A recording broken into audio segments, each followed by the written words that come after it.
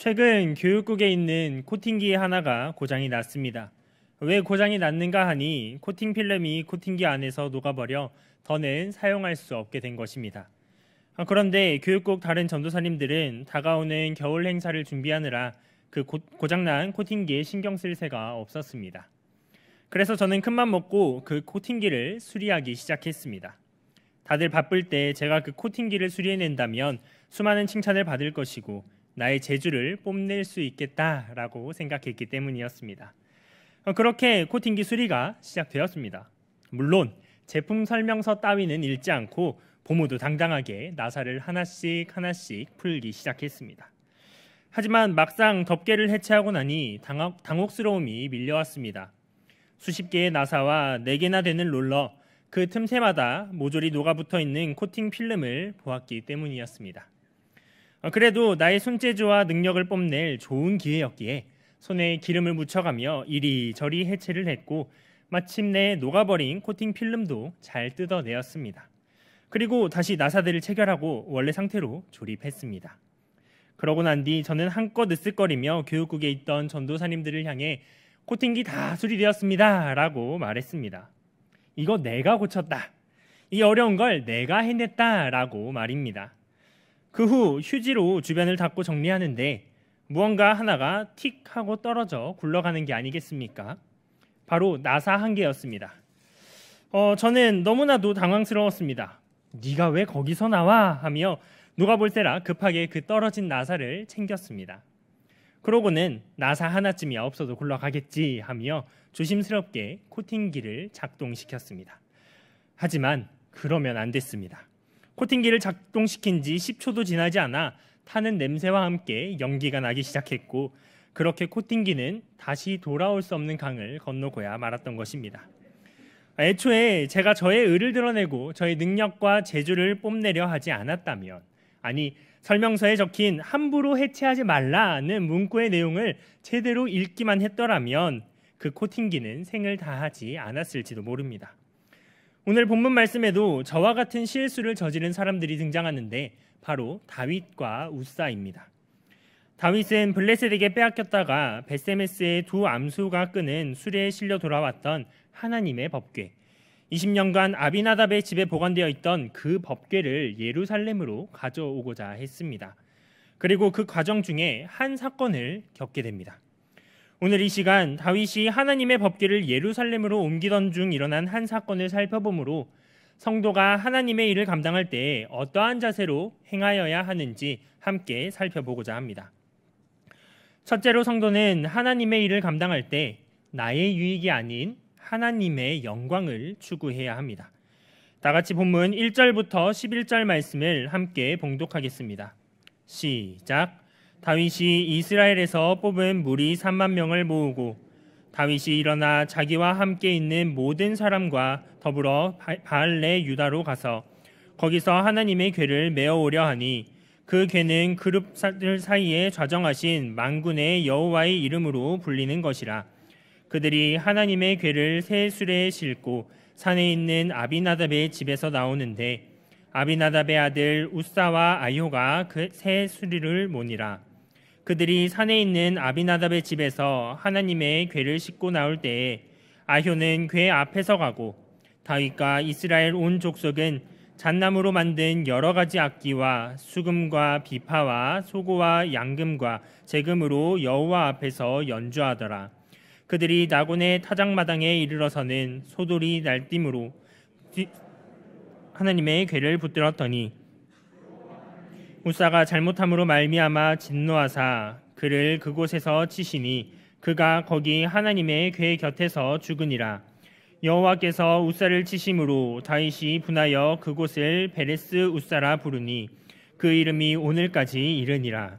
다윗이 그날에 여호와를 두려워하여 이르되 여호와의 궤가 어찌 내게로 오리오 하고 다윗이 여호와의 궤를 옮겨 다윗성 자기에게로 메어가기를 즐겨하지 아니하고 가드 사람 오베데돔의 집으로 메어간지라.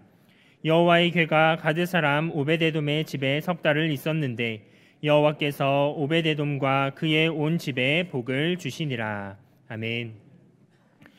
오늘 본문의 내용을 간략히 살펴보겠습니다.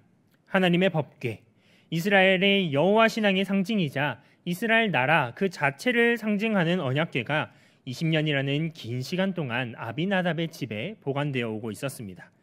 하나님 임재의 상징이자 이스라엘의 가장 거룩한 성물이 다른 곳도 아니고 한낱 산속에 있는 가정집에 보관되어 오고 있었던 것이었습니다. 그리고 이 사실을 안 다윗은 그 언약궤를 자신의 성 다윗성으로 옮겨오고자 합니다. 그리고 이스라엘 백성 중 3만 명을 데리고 그 궤를 수레에 실어서 가져오고자 했습니다. 그 일은 아주 순조롭게 진행되는 것 같았습니다. 아비나답의 아들 우사와 아요가 언약궤를 실은 수레를 몰았고 3만 명이 그 뒤를 따르는 가운데 다윗과 이스라엘 온 족속들은 온갖 악기를 연주하며 그 언약궤가 예루살렘으로 옮겨지는 것을 즐거워하고 있었습니다. 한번 상상해 보시기 바랍니다. 수많은 악기가 연주되며 3만 명이 긴 행렬을 이루는 가운데 언약궤가 옮겨지고 있는 그 모습. 직접 보지는 못했지만 아마 상상해 보면 엄청난 장관이었을 것이 분명합니다. 그런데 그때 한 사건이 벌어지고 맙니다. 수레를 잘 끌고 있던 소들이 그만 날뛰기 시작한 것입니다. 수레가 심하게 덜컹거렸고 그 위에 실려있던 언약궤는 땅에 떨어질 위험에 처했습니다. 그러자 수레 곁에 있던 운송 담당자 우사가 급하게 그 언약궤를 손으로 붙잡았습니다. 그러나 그와 동시에 하나님께서는 언약궤에 손을 댄 우사에게 진노하셨고 그를 치셨습니다. 결국 우사는 죽어버리고 말았습니다. 이스라엘 백성 수만 명이 지켜보고 있는 그 눈앞에서 우사는 죽어버렸고 다윗은 분노했습니다. 그러고는 언약궤를 예루살렘으로 가져가기를 취소하고 오베데돔의 집에 가져가게끔 했습니다. 여기까지가 오늘 본문의 간략한 정리입니다. 그런데 이렇게만 보면 두 사람, 하나님의 언약궤를 조금 더 좋은 곳에 모시려고 했던 다윗과 또 언약궤가 떨어지지 않게 붙잡으려고 했던 우사가 억울한 일을 당한 것처럼 보입니다. 하지만 오늘 말씀을 조금 더 깊게 살펴보면 그렇지 않습니다.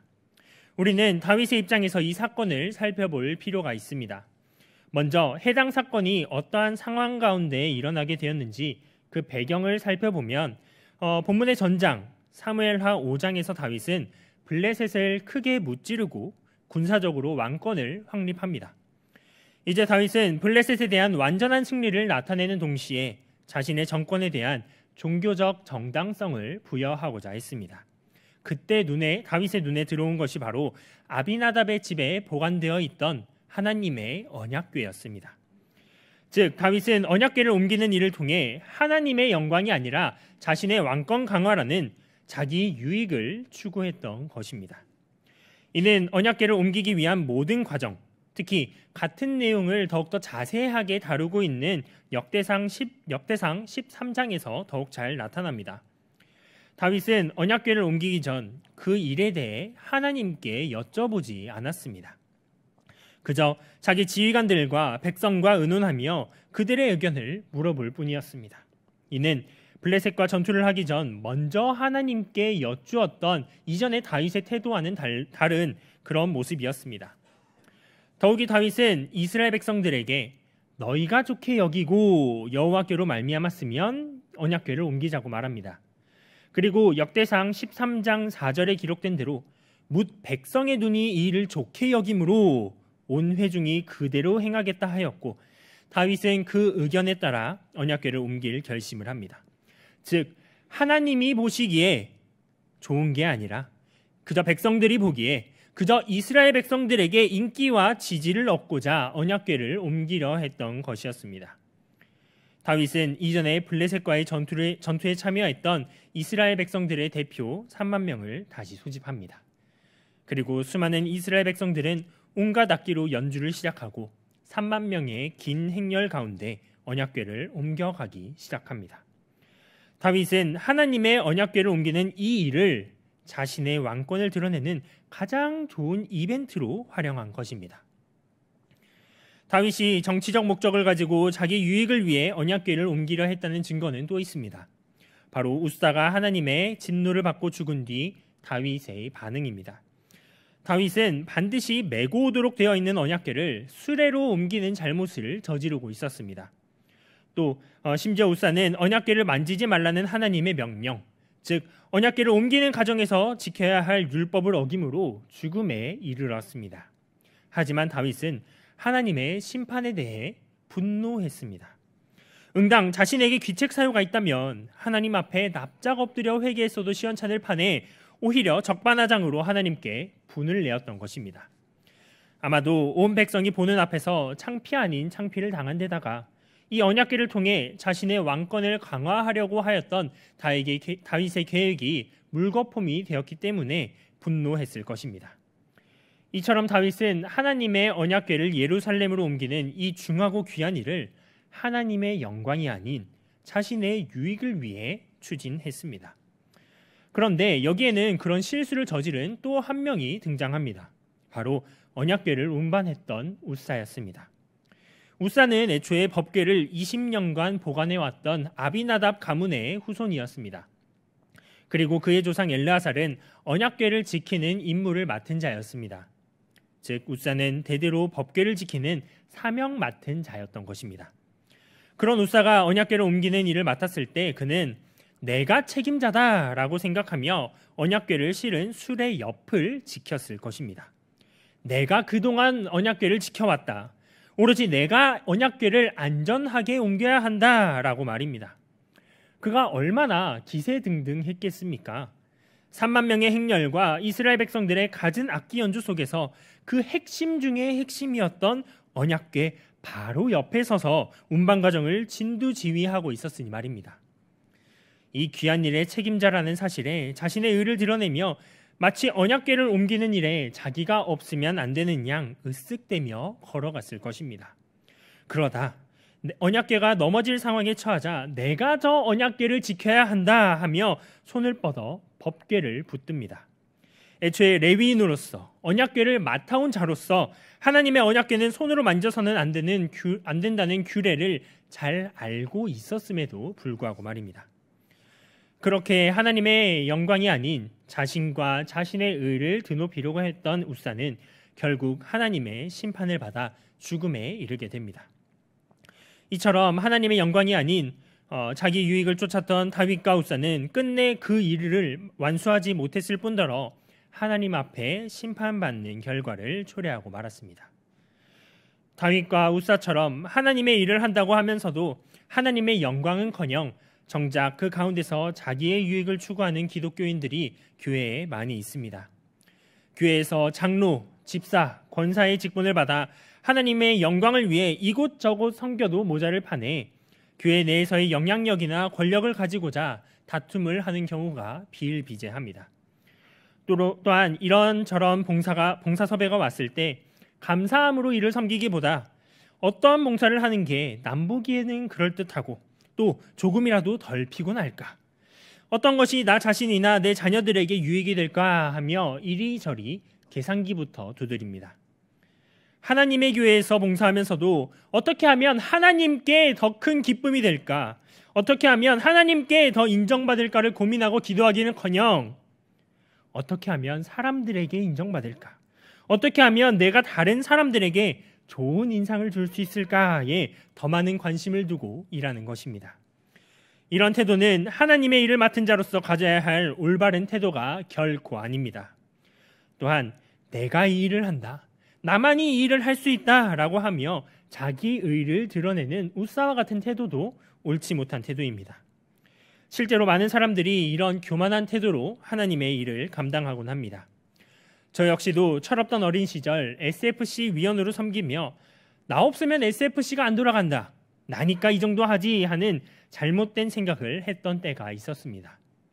하나님이 보시기에 그 얼마나 거만한 태도였겠습니까? 이러한 자들에 대하여 하나님은 이미 베드로전서 4장 10절과 11절에 선한 청지기 같이 서로 봉사하라. 누가 봉사하려면 하나님이 공급하시는 힘으로 하는 것 같이 하라. 이는 범사의 예수 그리스도로 말미암아 하나님이 영광을 받으시게 하려 함이니 라고 하셨습니다.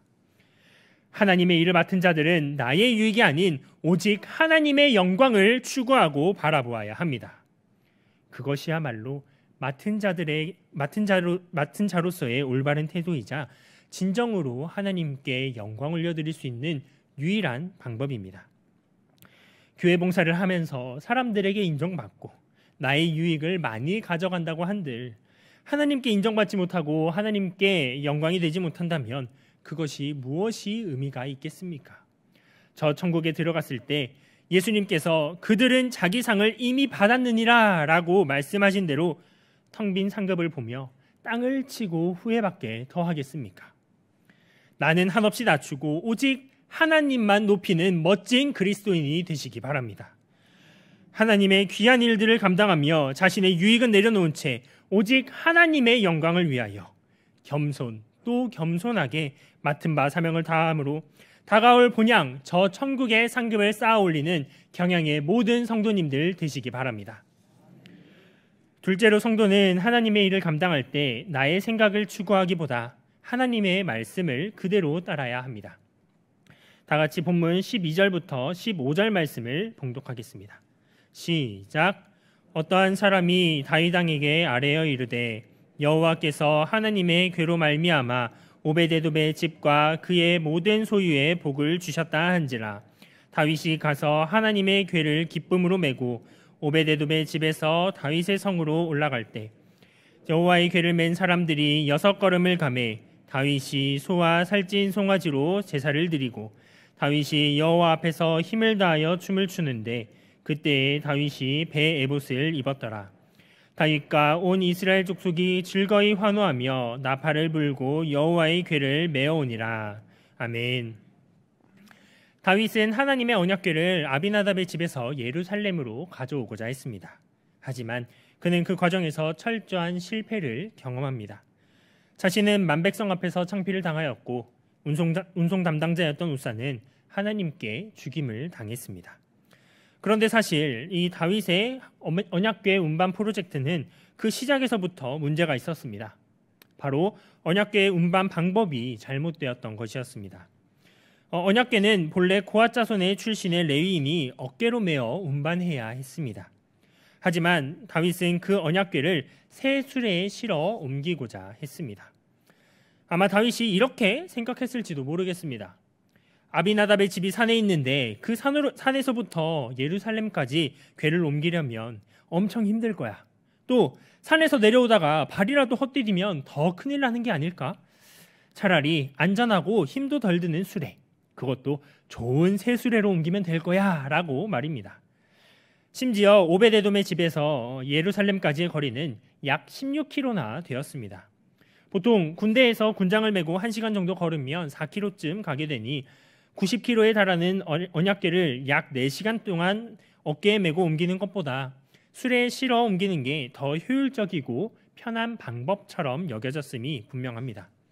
우리도 마트에서 장을 볼 때 장바구니를 들고 다니는 것보다 쇼핑카트에 짐을 실어 밀고 다니는 게 훨씬 편하고 또 힘도 덜 들지 않습니까? 어차피 안전히 옮기기만 하면 되는 일인데 인간적으로 생각해 보았을 때 수레로 언약궤를 옮기려는 다윗의 생각은 그리 잘못되지 않은 판단처럼 보입니다.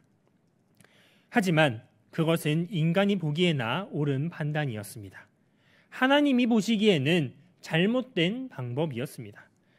새 수레에 언약궤를 실어 나르는 방법은 하나님의 방법이 아니라 우상을 섬기던 이방 민족 블레셋이 사용하던 방법이었습니다. 하나님의 말씀대로라면 레위인이 법궤를 어깨에 메어 옮겨야만 했던 것입니다. 결국 다윗은 우사가 심판받아 죽는 그 엄청난 사건을 겪고 나서야 그제야 정신을 차리게 됩니다. 그리고 다시 한번 오베데돔의 집에 있던 하나님의 궤를 메어오고자 했습니다. 이에 관한 내용은 역대상 15장을 통해 더욱더 자세히 알 수 있습니다. 다윗은 먼저 레위 사람 외에는 하나님의 궤를 맬 수 없다라는 하나님의 말씀을 떠올립니다. 그리고 아론 자손과 레위 자손들을 모으고 하나님의 규례대로 언약궤를 들 레위인들의 몸을 성결케 한 뒤에 하나님의 궤를 매게끔 합니다. 마침내 과거 모세가 하나님의 말씀을 따라 명령한 그대로 레위 자손들이 하나님의 궤를 꿰어 어깨에 메고 예루살렘으로 옮기게 됩니다.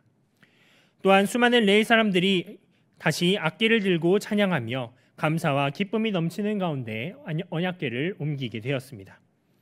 그렇게 하나님의 말씀과 규례대로 레위 자손들이 언약궤를 어깨에 메어 옮기자 하나님은 친히 그들에게 역사하셨습니다.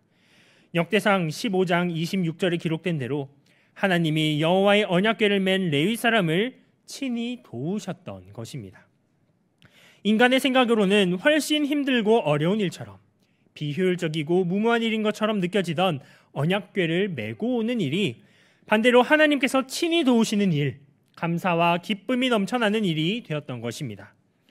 다윗과 그 무리는 이에 감사하는 일까지 잊지 않았습니다.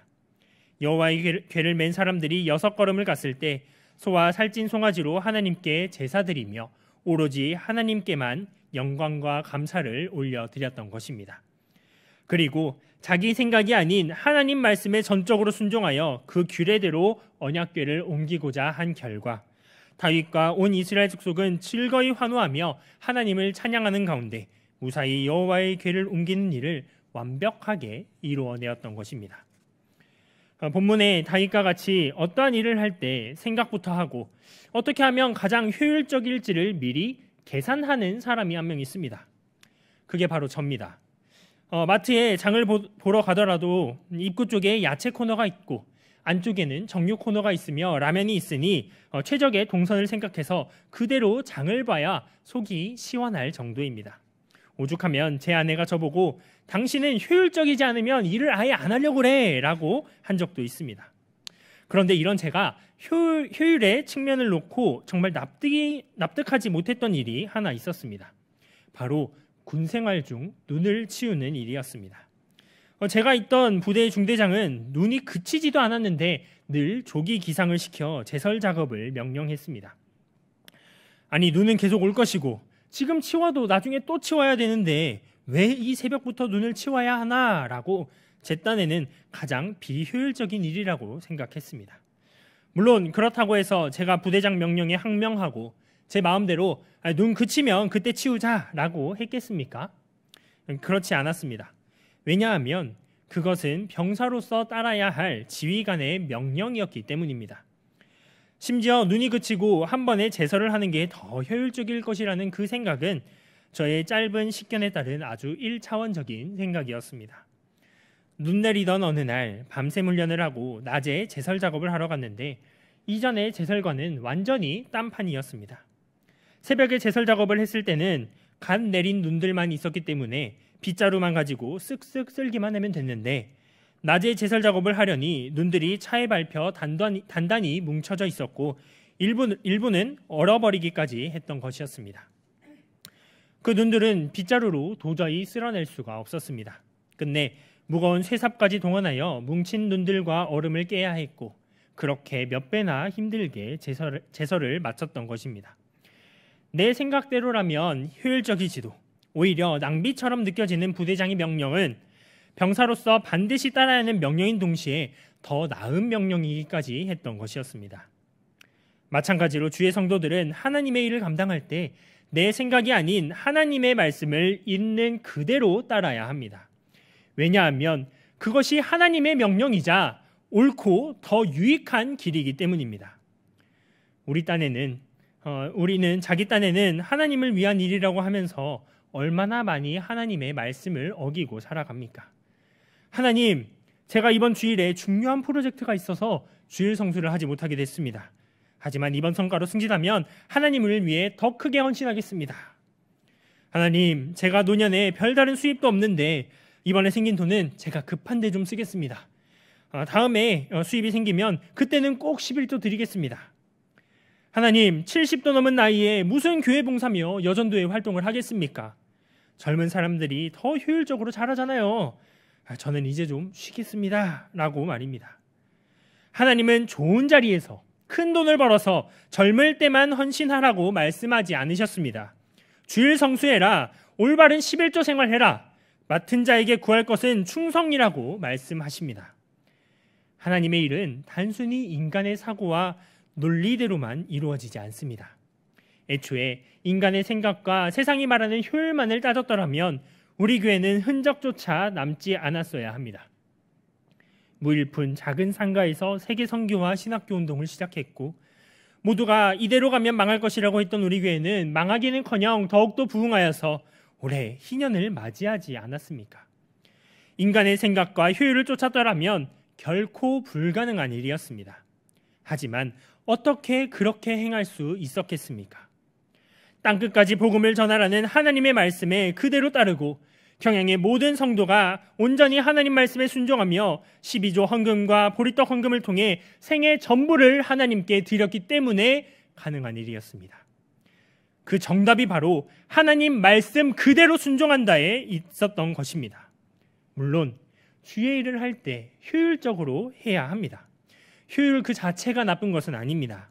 하지만 그것이 하나님 말씀보다 앞서서는 안 되며 하나님께서 우리에게 주신 그 사명보다 우선될 수는 없습니다. 과연 경영의 성도님들은 주의 일을 감당함에 있어 하나님 말씀 그대로 순종하고 계십니까? 오로지 하나님의 그 말씀과 명령을 바라보시고 그 말씀에 전적으로 순종하시기 바랍니다. 그럴 때 하나님의 언약궤를 메었던 레위인들을 하나님께서 친히 도우시고 끝내 그 사명을 온전히 완수케 하셨듯이 우리 역시도 하나님께서 친히 도우시고 그 모든 일을 넉넉히 감당케 하실 것입니다. 하나님의 역사하심을 믿고 그 모든 일을 통해 다윗과 같이 오로지 하나님께 영광 올려드리시기를 바랍니다.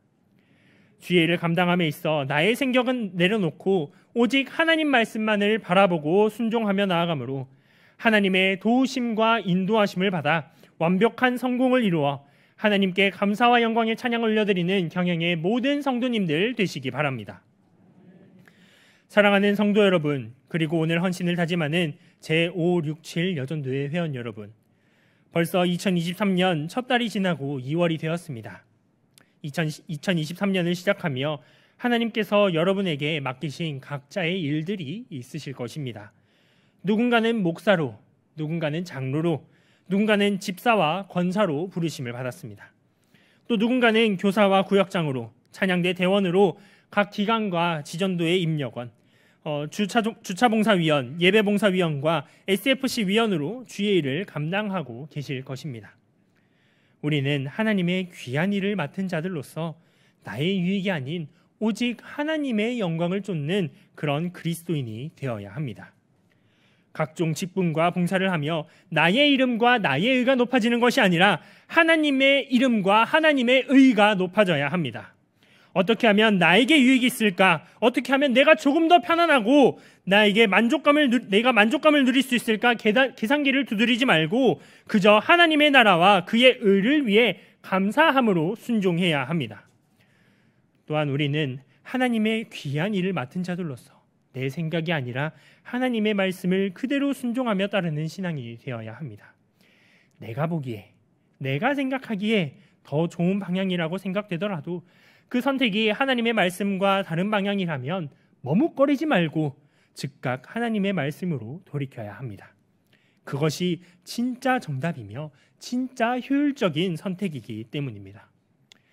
우리는 이미 정답을 다 알고 있는 자들입니다. 하나님의 말씀, 성경 말씀 그대로만 행하면 됩니다.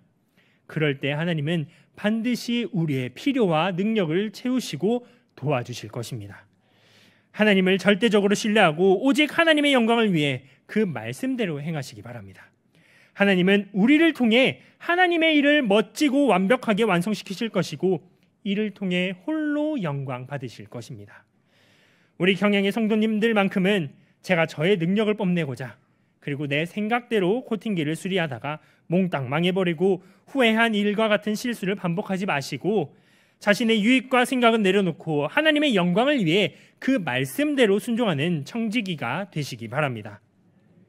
하나님의 일을 감당함에 있어 오직 하나님의 영광이라는 단 하나의 목적을 향해 올곧게 나아가며 하나님의 말씀 그대로 순종하고 그 명령대로 행함으로 주신 사명을 완수하며 하나님께 감사와 찬양을 올려드리는 제567 여전도회 회원분들과 경영의 모든 성도님들 되시기를 바랍니다.